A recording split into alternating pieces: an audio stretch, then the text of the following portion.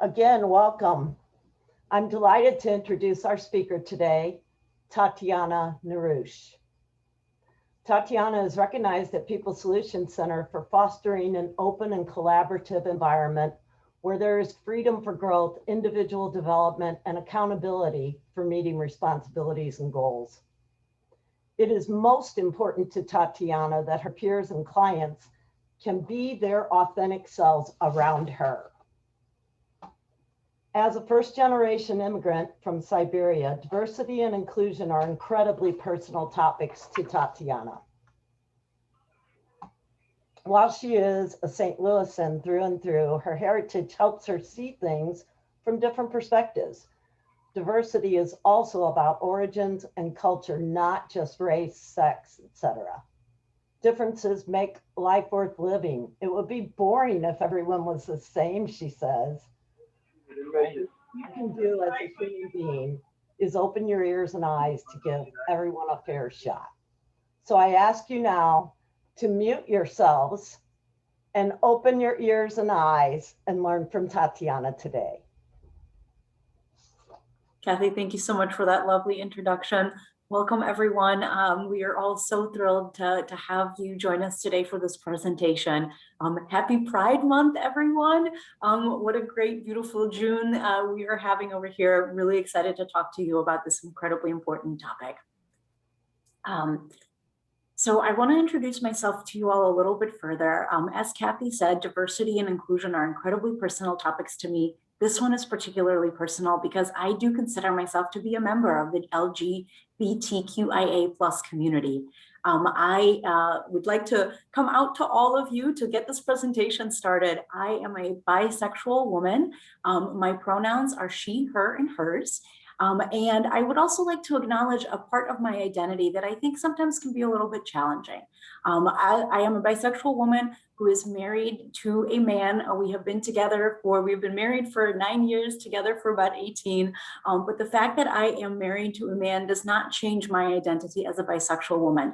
I am, however, mindful of the privilege that my opposite sex relationship provides to me, and that I have the option to live my life as a straight passing person. It is my choice whether I let people into this part of who I am. For many, many, many years, only my nearest and dearest family and friends knew of my identity. But as the years went on, I realized that I should use this privilege of being a straight passing person to help make life easier for other members of my community. And so I have worked very hard to bring this fact up with people, and I have found that it has been very successful in helping other employees, coworkers, friends, family to feel safe, to come out themselves, to have these conversations, and to be more open with one another.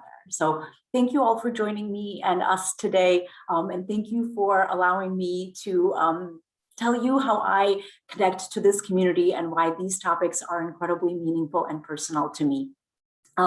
Before we really jump into things, I will tell you, while these topics are meaningful and near and dear to my heart, I do not consider myself an expert because frankly, I don't think anybody can ever be 100% an expert. The world is ever changing, always learning, always growing and developing. And so this is my journey so far. These are the things I want to share with you today. I'm certain that this year and next year and the years to come, I will learn more, and all of us will continue to grow our expertise together.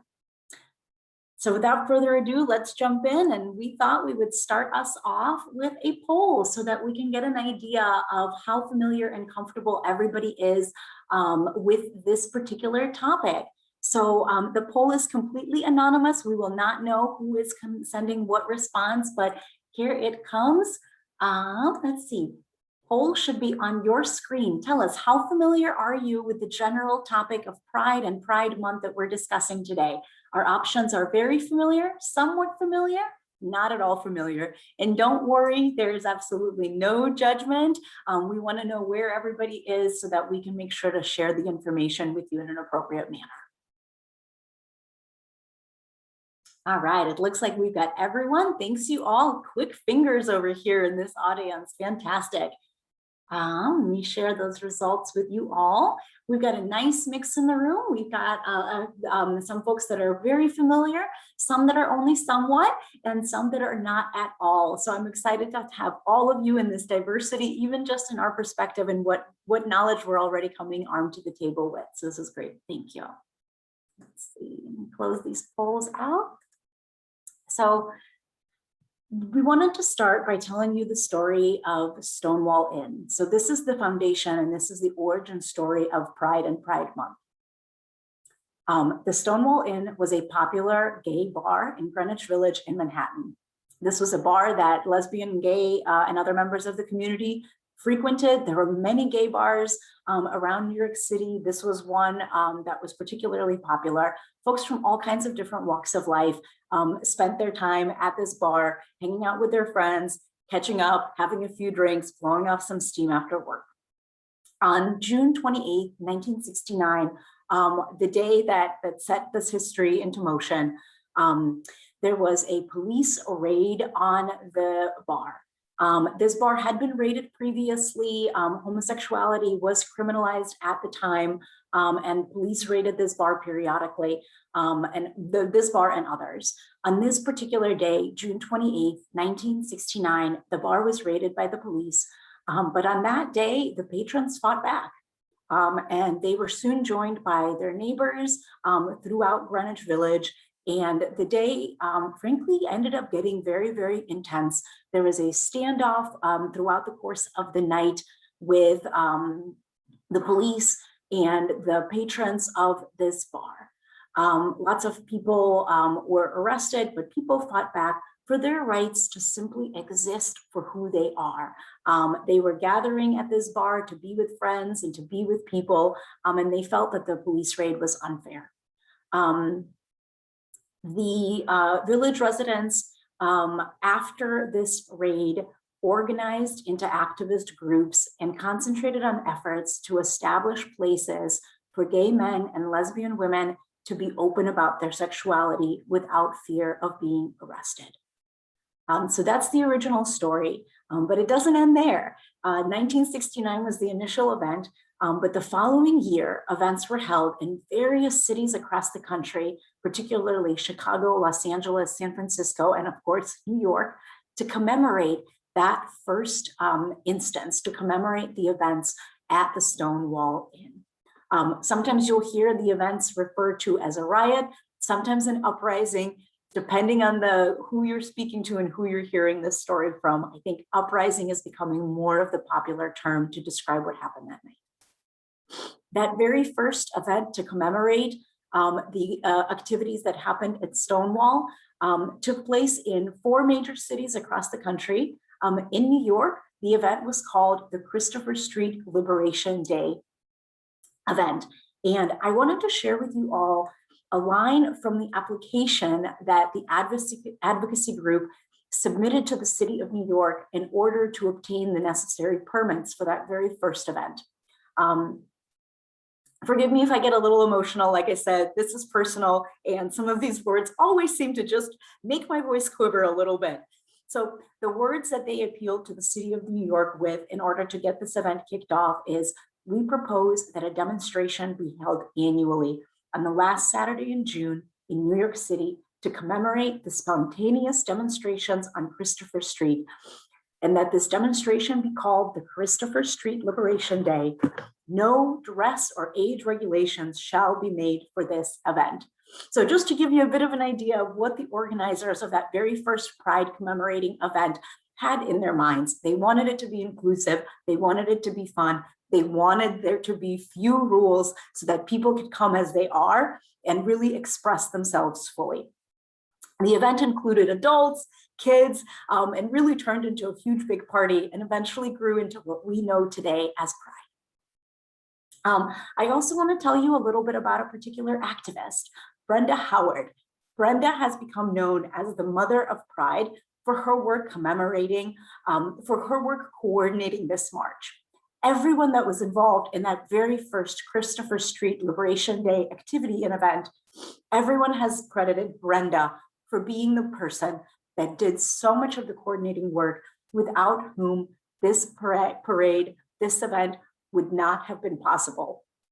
A lot of folks don't know Brenda's name, and so I just wanted to make sure we all had an opportunity to learn about her. I want to tell you next. The next part of our story continues with this very first Pride Parade. So on your screen here today, you are seeing the very first original Pride flag. This flag, I'll tell you about just in just a moment, but I first want to tell you about a different symbol. Prior to the event commemorating the events at Stonewall, a pink triangle had been used as a symbol for the LGBT community. That particular symbol, the pink triangle, has a very dark history.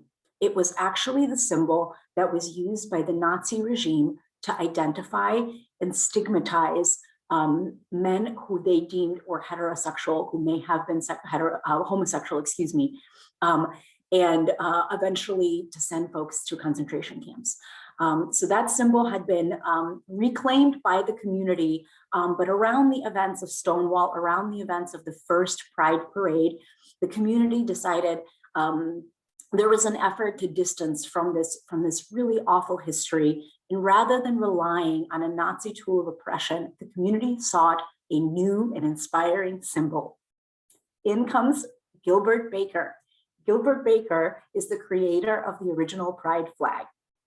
He was inspired by a man named Harvey Milk to create a symbol that really allowed people to have a more positive symbol to connect with for Pride.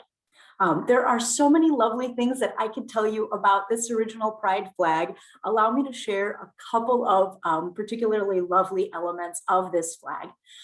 So Gilbert Baker designed this flag with each color having a particular meaning. For example, red, life; orange, healing; green, nature; yellow, sunlight. And the original flag had these 8 different colors. The original flag was also hand dyed and hand stitched by a group of 30 volunteers. In the subsequent months and years, the Pride flag changed, some for really mundane human reasons, which I think is incredibly lovely. The pink color was ditched because it proved to be incredibly difficult and expensive to source. So for such a mundane and human reason, the pink color was dropped. The turquoise was also dropped because the organizers in San Francisco of the first event in San Francisco intended to hang the flag up side by side, half and half. And so they needed the number of bars to be even on both halves. And so once the pink had to go away for cost and sourcing reasons, the turquoise line went away in order to help balance the flag out. Just lovely how sometimes even the most profound things and profound symbols actually get their shape and change through such simple human elements. For a very long time, we thought that this flag was actually lost to history and lost entirely, but it was actually discovered in the last 10 years or so amongst Gilbert Baker's possessions. And so we actually do still have that very original hand-sewn Pride flag. I mentioned Harvey Milk. I do want to tell you all just a little bit about Harvey Milk, the man that inspired Gilbert Baker to create this beautiful symbol. Harvey Milk was the first openly gay person to be elected to public office. He was elected to the San Francisco Board of Supervisors. For those of us in St. Louis, particularly in St. Louis City, this is similar to our Board of Alders, a Board of Aldermen. Harvey Milk was a key public figure and was one of the main speakers at that original first event in San Francisco. And Harvey Milk spoke incredibly moving words to the crowd that had gathered. And I'm going to do my very best to keep myself together as I read you this quote. This is another one of those that is a tearjerker for me and maybe for you as well. Harvey Milk was known for encouraging folks to live authentically, to live as their true selves. And so that is the message that he was wanting to share with the people at that very first event in San Francisco. So here we go. I got my tissue ready. On this anniversary of Stonewall, said Harvey Milk, I ask my gay sisters and brothers to make the commitment to fight for themselves, for their freedom, for their country. We will not win our rights by staying quietly in our closets. We are coming out to fight the lies, the myths, and the distortions. We are coming out to tell the truth about gays. For I am tired of the conspiracy of silence. So I am going to talk about it. And I want you to talk about it. You must come out to your parents, your relatives. Give me a moment, everybody. Harvey Milk was an incredibly inspiring person. I think his words only become more emotional and resonate even stronger when you learn that what actually happened historically is that less than a year after this event, Harvey Milk was assassinated while at work. So a tragic end for Harvey, but an inspiring moment for the movement and an inspiring moment for gays and lesbians everywhere. Gays, lesbians, and so many other folks, because we're gonna get to talking about that in just a moment. So truly an inspiration all these years later, and clearly an inspiration to Gilbert Baker, who created this beautiful flag. Speaking of flags, over the years since that first event in Stonewall, over the years since this very first Pride flag, it has evolved a ton. The acronyms have evolved, the language has evolved, the community has grown to be more inclusive as the years have gone on. So today you might see any number of these beautiful, colorful flags, and they are there to represent different members of the community. So everybody sort of gets their own flag to be able to identify themselves. And you might notice that the picture you saw on your screen from our very second slide, where I got to come out to you all, that was the bisexual flag. That was one of my little ways of coming out visually as well as out loud to you all. Different flags, this by no means represents each and every single one of them. Tons and tons of different flags. The parades over the years have morphed as well, from protests to really celebrations. They have been called Gay Liberation Marches, Gay Freedom Days, and over the years has become known as Pride. The language has become more accurate and more inclusive, leading to today's terminology, which is LGBTQIA+. And I'm going to tell you what all of those letters stand for in just a few minutes. Pride is now recognized in many countries around the world. Marches and parades have taken place on every single continent. Yes, you heard that right. Every single continent, including Antarctica. There was a Pride parade in Antarctica. So when we say Pride is global, we really, really mean it. Again, many flags to represent different communities. If you don't see one that maybe connects with you, take a look around. Chances are there might be one. And hey, if you don't have one for your own identity, maybe you can be the new Gilbert Baker and create your own. Always welcome. All right, so before we get into some of our definitions, we wanted to check and see where everybody's knowledge is on this next topic. So do you know what LGBTQIA+ stands for? Don't worry if you don't, I'm going to tell you. We're just trying to take the pulse of the room. How familiar are you with this? Again, the polls are completely anonymous. We will not know who's connected to what answer. We'd love to hear from you. So let me go ahead and launch it. So do you know what these letters stand for? Yes, nope, mostly unfamiliar. Maybe, I think I know several, and maybe I think I only know a couple. Let us know, where are you on this?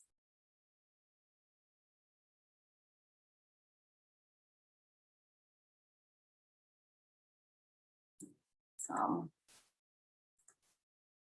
got a great variety here of our answers.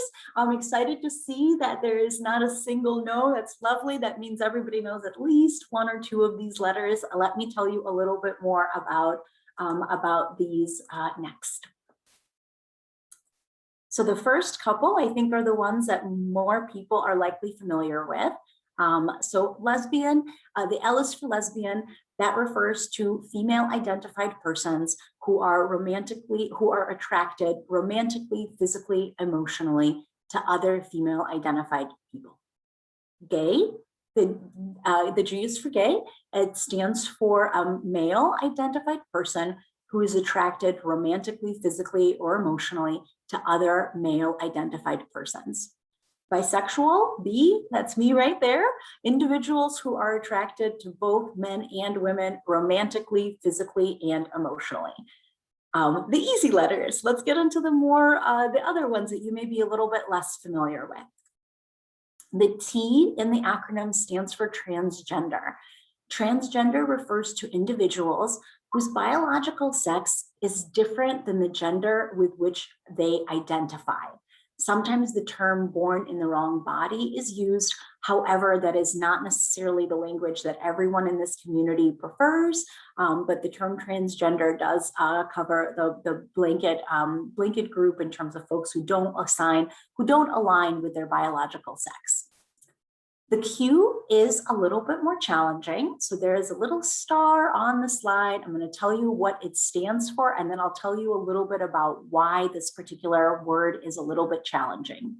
So the Q is for queer, and it is meant to be an all-inclusive term referencing lesbians, gay men, bisexuals, trans folks, and intersex folks. However, the term queer does have a history associated with a derogatory meaning. So this was a term that was used by members from outside of the community to insult and to be hurtful towards members of this community. Since the early 90s, there has been a concerted effort by the LGBTQIA+ community to reclaim the word, to take the hurt out of it, to own it ourselves, and to use it as we see fit. But please do be mindful that the word queer is not a universally accepted and universally loved word.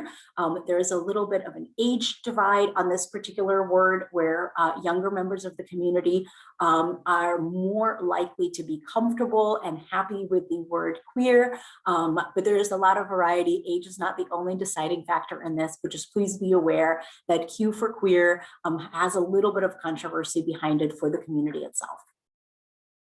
Next, we've got I. I stands for intersex.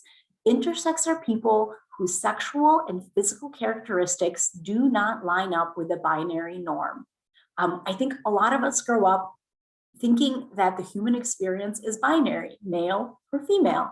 But when you start learning about these different issues, you learn that there is actually a huge range of variations amongst humans. And isn't that wonderful? Because wouldn't it be boring if there were only a couple of categories in the world? So there are so many different variations and conditions that fit under the intersex umbrella. Everything from genetic differences to physiological differences, but essentially just describes people who don't clearly fit in one box or the other. Intersex is an interesting, intersex folks are their own varied, wide, and diverse community.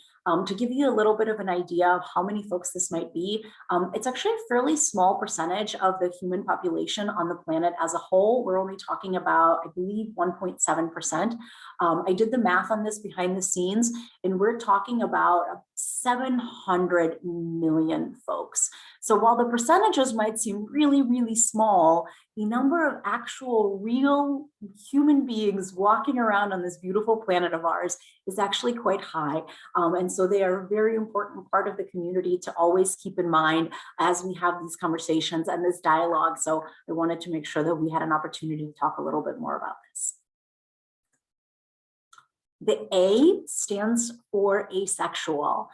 Asexual is an identity in and of itself, and it is essentially referring to a person of any or either or any gender who is not attracted to anyone or does not have a sexual orientation. Another thing about the A that I do want to tell you a little bit about, actually, you know what, I'm going to tell you about that in just a moment. The plus, let's talk about the plus, probably the part of the new acronym that maybe throws people the most for a loop. The plus is there in an effort to really be fully inclusive, and to allow the community and the terminology room to change and evolve.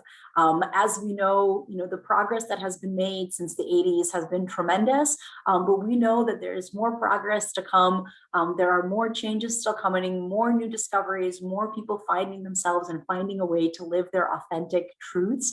And the plus is there to represent that openness to new identities, to other people who maybe don't fit in with these other letters of the acronym, but do still identify as members of this community. So now you know, wherever you stood on that poll that we asked just a few minutes ago, now you know what all of these letters and symbols stand for.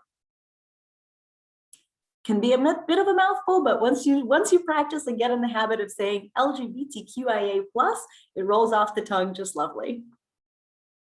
All right, I told you we were going to talk about the A just a little bit more, and I do want to spend a little bit more time on this. You will hear some folks say that the A in the acronym stands for ally. And while I think that's perfectly fine for some folks, if they feel like they need that sort of identity, that's okay. An ally, just so that we have the same definition in front of all of us, it's a person who does not identify as a member of the LGBTQIA community, but supports the rights and safety of those who do.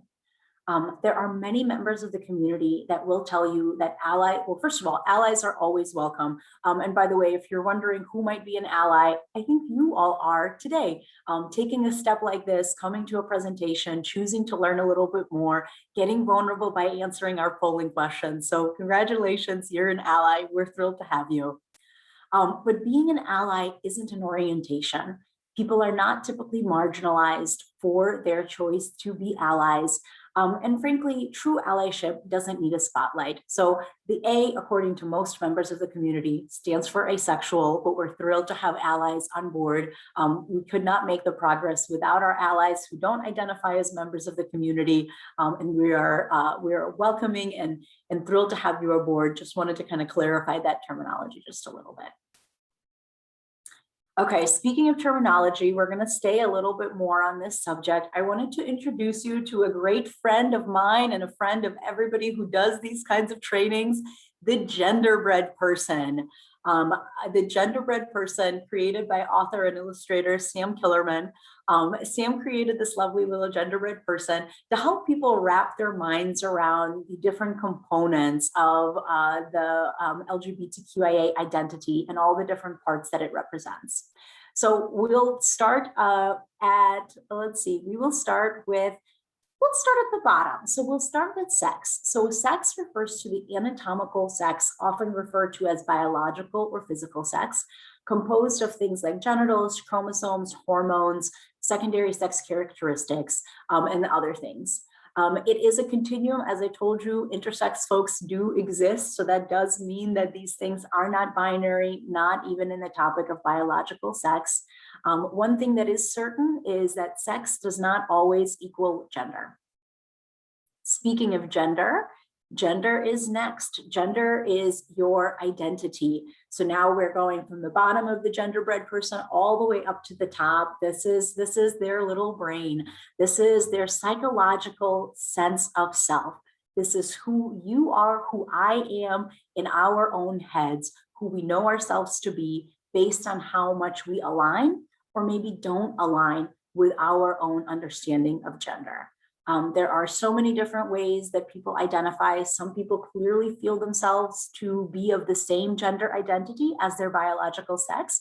Some people choose to see themselves or feel themselves to be somewhere else on the spectrum. And again, I want to challenge you and encourage you to think about these things not as separate buckets, but as a continuum, as a spectrum. Next, we've got expression. So gender expression, that is this entire little genderbread person, the entirety of this little character. So gender expression refers to ways that we present our gender through our actions, our clothing, our demeanor, and so much more. Our outward facing selves and how that's interpreted by others based on gender norms. Again, a continuum, because things do not just go in individual boxes. It is a scale. Last but not least, the heart of the genderbread person stands for attraction. Like sex, Attraction isn't really a component of gender. However, we often conflate sexual orientation with gender, or categorize the attraction we experience in gendered ways. And so it's also helpful to keep in mind who we're attracted to, who different people are attracted to, people in different boxes, people across the continuum. Genderbread Person, by the way, is a fantastic resource that is available for anybody to utilize. The artist has made this image and many, many other versions of it public domain. It's been updated quite a number of times.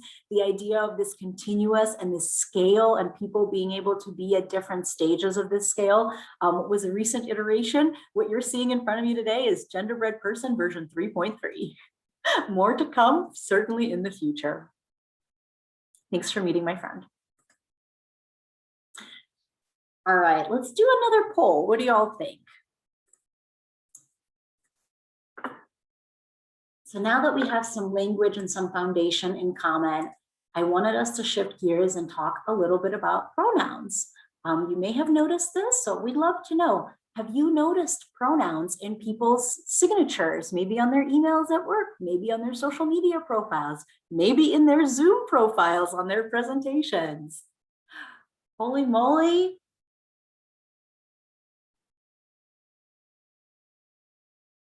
I think we have almost a record in the polling industry. This pretty much never happens, you all. Every single person in the room today has definitely taken notice of this. I love that. Thank you all for keeping an eye on these different things and being on top of this. And I love that you have already noticed this from folks in your world. One more poll question. Have you added pronouns to your signatures? Again, totally anonymous, zero judgment, judgment-free zone over here. Yes or no, have you yet added your own pronouns to your signatures?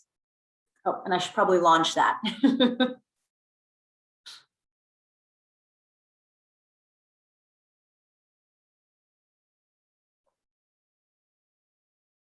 Okay, everybody is in. You guys are amazing at these poll questions. I've never had such great participation. Fantastic.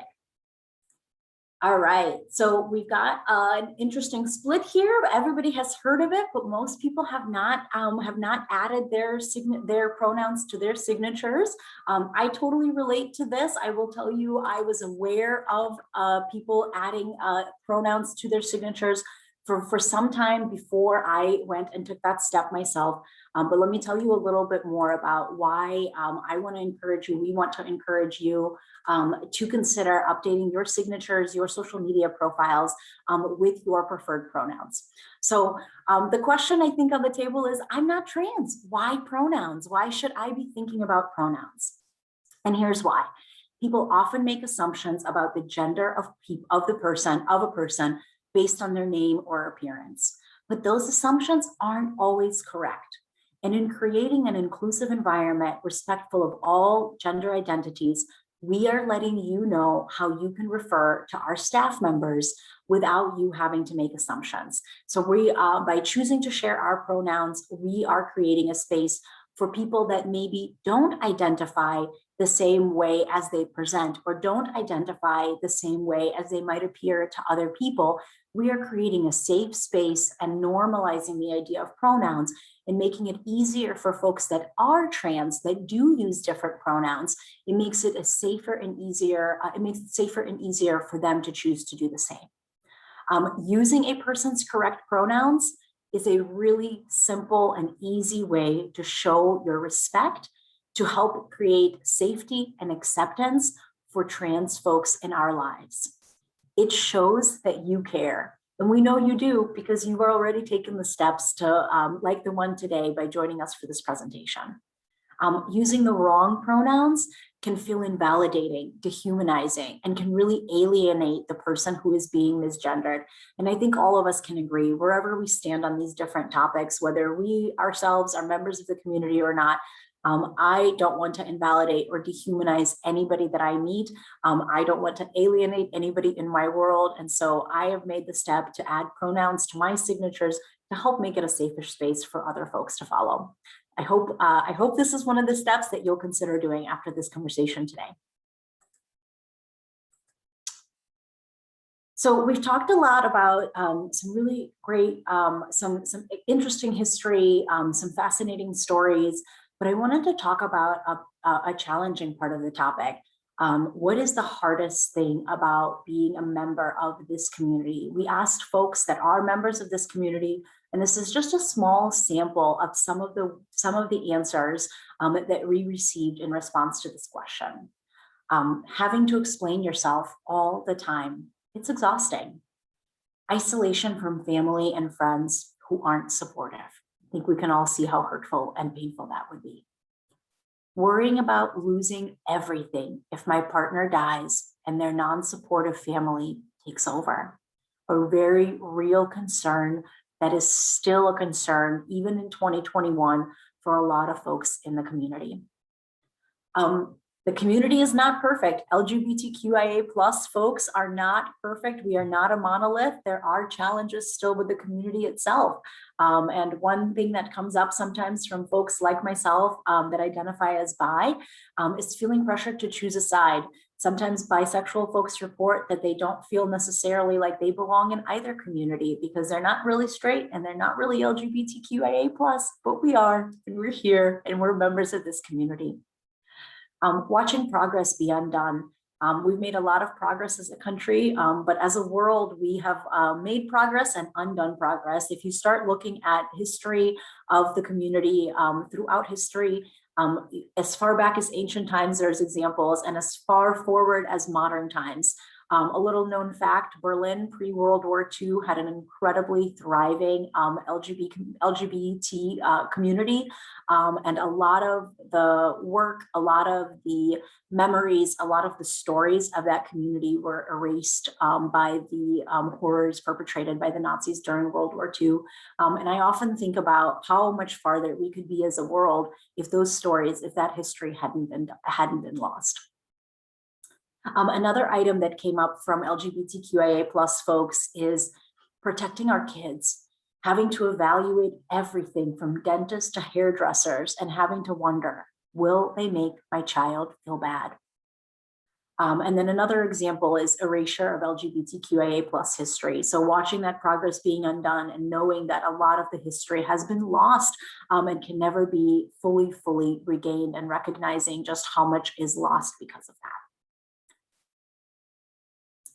So from the history, from the stories, from some of the pain that members of the community still experience, let's talk about what we can do all day, every day, to help create more welcoming environments for people to be their authentic selves. Because when we live our authentic lives, everything works better. One of my favorite things about being a member of the People Solutions Center team is that I get to be myself every single day, whether it's with a few tears, with a whole lot of laughter. I get to be me and I get to feel supported for being me. And it's been a really lovely experience to come out to my team and be met with nothing but words of support. So with that in mind, how are we creating inclusive environments? So a few things for your personal lives. And again, these are just examples and suggestions. By no means are all of these necessary, by no means are all of these required, but I hope you'll consider some of these suggestions and examples. Consider skipping the gender reveal party. We don't know exactly how the child is going to end up identifying. There are so many more variations than just male and female. And frankly speaking, those things have become a bit of a terrifying nightmare with so many of them going wrong. So maybe skip that gender reveal party for safety reasons, or at least skip the bombs. Consider gender neutral toys and clothes for kids in your world. Fun fact, did you know that pink and blue were not always considered to be for girls and for boys? Back in the 17 and 1800s, pink was actually considered to be the color for boys, and blue was considered to be the color for girls. And today, I hope we all recognize colors are for everybody, whichever one. There's no gender assignment for colors. Stop assuming the gender of your child's future romantic partner. I think a lot of us have done this in our lives. I know I certainly have. You see your cute, sweet little niece or nephew interacting with one of their friends of the opposite gender, and we instantly slip into this gendered language. Oh my gosh, is that your boyfriend? Is that your girlfriend? Try to not make those kinds of comments, frankly, because platonic friendships exist even across genders, and we don't want to set up our kids to think that that's not an option. And help your child see how varied humans are by buying them books, toys, other items that contain positive representations of the LGBTQIA+ community. I guarantee you your local bookstore has some great recommendations for toys and books to get you started on this journey. Thinking a little bit more about our professional environment, of course, we spend so much of our time at work, and I want to arm you with the tools that you need to make a better, more safe and more comforting environment for folks in your organization. So some suggestions for you on that note: interrupt anti-LGBTQIA+ language wherever you see it or hear it. Your employees will take notice when you stand up for them. Consider sharing your pronouns when you're meeting people in person, but also online. Change that profile, make it a part of your introduction when you're speaking and meeting with people. Review your company's policy through the lens of inclusivity. Not sure what that might entail? Here's a few suggestions to get you started.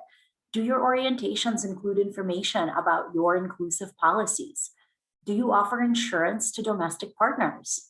Do your policies cover family members of employees in same-sex relationships, everything from bereavement leave to various other types of leaves? Just a few things to consider. Take complaints seriously. Support your LGBTQIA+ employees when they face challenges. Meet them where they are, help them through the challenges that they're facing. Consider examples from other organizations. While doing research for this presentation, Kathy shared with me an incredible story. I had no idea. AT&T was an organization that was at the forefront of creating a safe environment for their employees. All the way back in 1987, AT&T established LEAGUE, a resource group for LGBT employees and allies. At the time, LGBT was the preferred nomenclature, so I went ahead and stuck with that language for the purposes of this bullet point. But they've had this resource group in existence for a very long time. It's a great model for any organization to start a resource group for your employees to be able to come together, support one another, and find ways to continue to advance your organization forward. And last, but certainly not least, ask your employees about what support they need. Your team is the one that best knows what they need, what's missing, and what support they might need from you. So ask them, consider a survey, consider making it anonymous, just like we did it with our polls today, so that people feel safe to speak up and to tell you what their experiences have been. Okay, Kathy, we're right about up to this point. So Kathy is going to pause the recording in just a moment so that we can have a safe space for everybody